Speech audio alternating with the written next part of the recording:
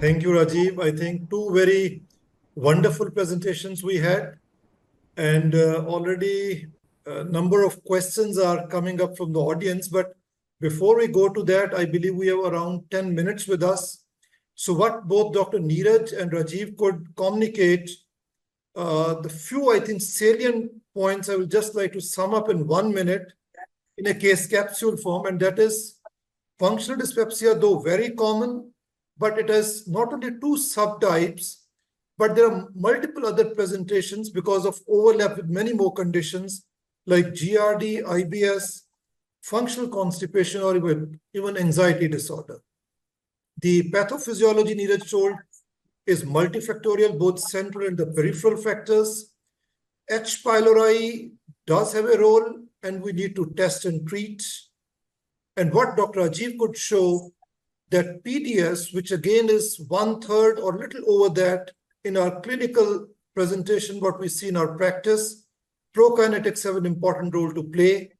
And what Rajiv could allude to beautifully, that ecoshiamide appears to be a very important and a safe drug in treatment. Etopride also is a good prokinetic to use. So with that, I think we'll take up the different questions. First, I think, Dr. Neeraj, there are a few physicians still wishing to ask how to clinically differentiate PS from PDS. So they said, what are the important points, although it has been discussed in the presentation, but very briefly, you can highlight the difference between EPS and PDS. So it's a very pertinent question, sir. So patients with postprandial distress, as we have discussed, so they will be having early satiety, postprandial fullness of abdomen. On the other side, if we see irritable bowel syndrome, the classical symptom will be either loose stools or constipation, and it is usually relieved after passage of stool. So that is the main symptom in irritable bowel syndrome. So if the patient is not having any constipation associated with abdominal discomfort or loose stool associated with abdominal discomfort, then your patient doesn't have irritable bowel syndrome. So on the other hand, the dyspepsia postprandial type, the main symptoms lies in the upper abdomen. So, yes. So what Neeraj could tell, EPS is epigastric burning, discomfort or pain. PDS is normally postprandial. There are meal-related symptoms. Postprandial fullness, bloating, or early satiety. So perfect, Neeraj. So Rajiv, there are again many queries coming on prokinetics. People want to know that if it is, even we are sure it is PDS on clinical grounds, do prokinetics suffice? Or they're asking, in some subgroup of patients of PDS, you need to add PPI upfront, number one. Two, if we start prokinetics and response is partial, what would be our line of treatment? And three, they're asking how you choose what should be your first choice of prokinetic in a given patient of PDS. Yeah, so very pertinent questions. First, whether we can start only prokinetic or we need to add PPI. Because if we are clinically very sure that we are dealing with a case of postprandial distress syndrome, then the data and clinically we say that only prokinetic is very good. But in general, in practice, we are in the habit of starting PPI. But theoretically, we can start only with prokinetic if patients having in general features of maybe mild epigastric discomfort, maybe it is not exactly pain. So PPI can be added. Regarding which prokinetic, as you mentioned, so we have only three main prokinetic agents. We are in the habit of starting domperidone, that is a very good anti-emetic effect. Now we are having etopride versus ecoshiamide and levosulpride. So levosulpride, because of the adverse effect, should not be given in females because of galactorrhea, hyperprolactinemia, and in old age population because of drowsiness as well as drug-induced Parkinsonism. So levosulpride is practically out in these two subsets between ecoshiamide as well as etopride. So what I believe, etopride is also very good molecule. Number one, it has antiemetic effect. Number two, good gastric emptying is there. And third is it is a pan-GA action. So in diabetic gastroparesis, it is very, very effective. But ecosia being unique mechanism of action is postparental distress.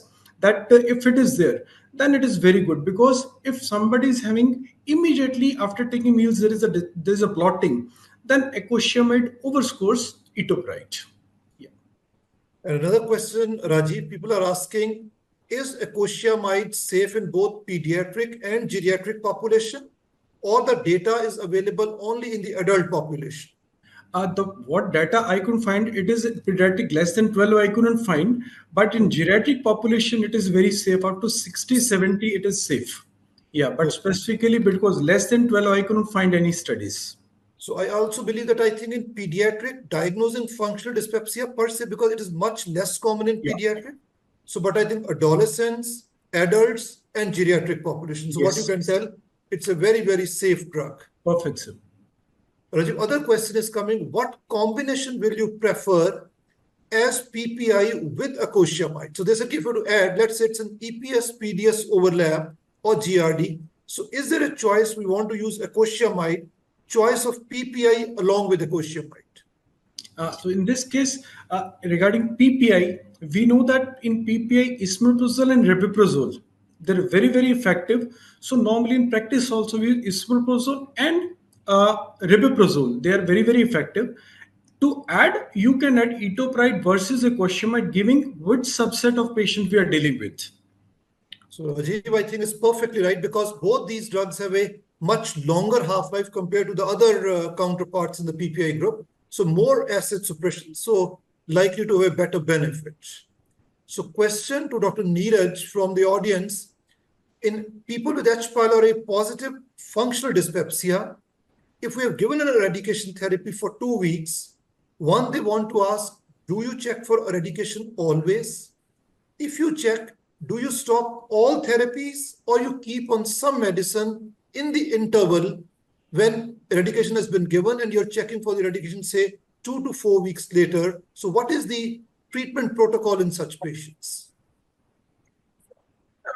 Regarding the treatment part for H. pylori, once we have given 2 weeks treatment for H. pylori, so we usually do not recommend testing for H. pylori. So if the symptoms have subsided, there is no need to test for eradication.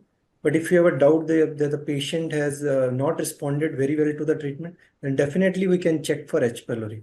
So either it can be again a non-invasive method, we can use by breath test, urease breath test, or we can do a stool antigen. The invasive method, again, we can do rapid urease test, or we can do a histopathology by sending a specimen.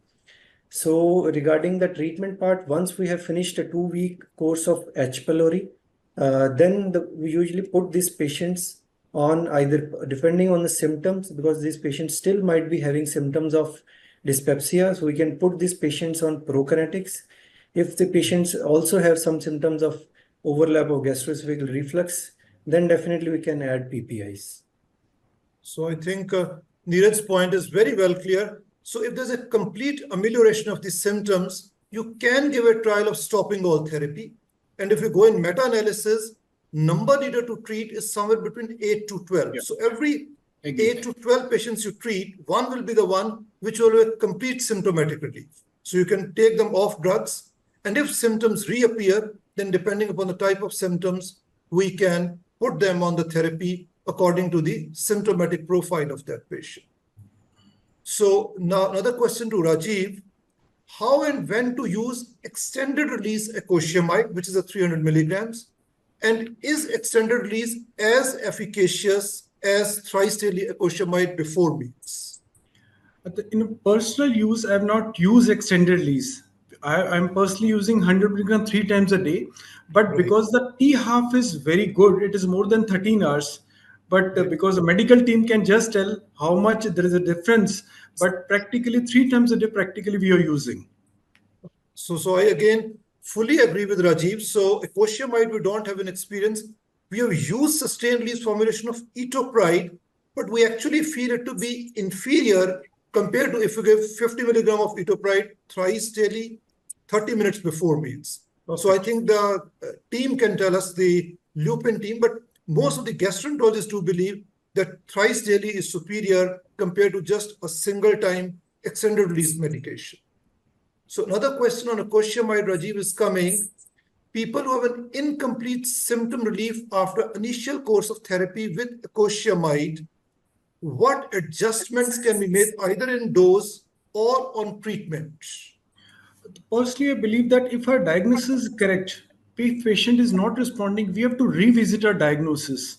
Because any prokinetic, maybe it is etoposide or acoshamide, if patient is not responding, so there can be other facts.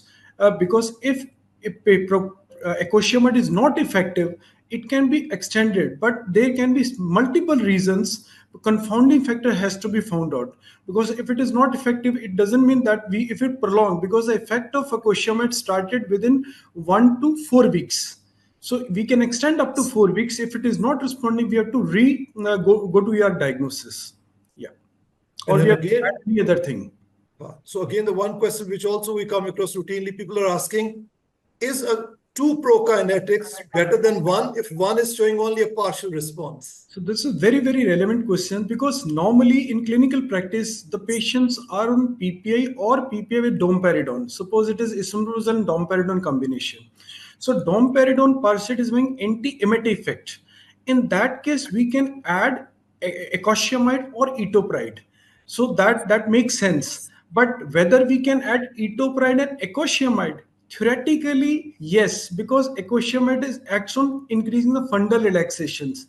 But practically, I don't feel like that, because there is an effect on gastric emptying boards.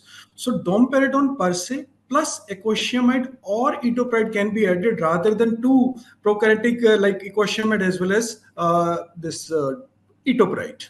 Yeah. So I think the answer, Rajiv, is very clearly said.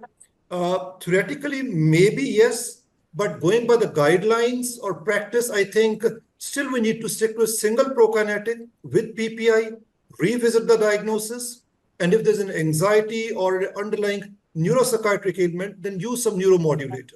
Perfect. So Neeraj, there's another question. Is there a diagnostic test which can be clinically done for PDS, like drinking water test, like drinking 300 ml or 500 ml? So this is among the physician. If someone cannot tolerate, say, a 300 ml of liquid at a given point of time, this patient has PDS. Is there any sort of such test which can be of help? So this is part of actually electrogastrography, sir. While doing an electrogastrography also, we see how much water intake patient can have without having any discomfort. So if he's able to take at least 300 ml of water, so then it means that this patient is not having postprandial distress or early satiety. But definitely this has its own limitations, because see, we are giving just water. So this patient still might be having dyspepsia after having a meal, a solid meal. So that is the main thing. So again, while doing an EGG, when we give water, we also check the readings on the electrogastrography. So how is the contraction of the stomach are coming? So whether it is tachygastria or bradygastria, so that also helps us in evaluating that patient. So Rajiv, another question which is coming, how long acoshamide needs to be continued, and what are the stopping rules for acoshamide? Yeah, very, very pertinent question, because in the studies we have seen that acoshamide was used for 48 to 52 weeks. But practically, patient normally responds within 4 to 8 weeks.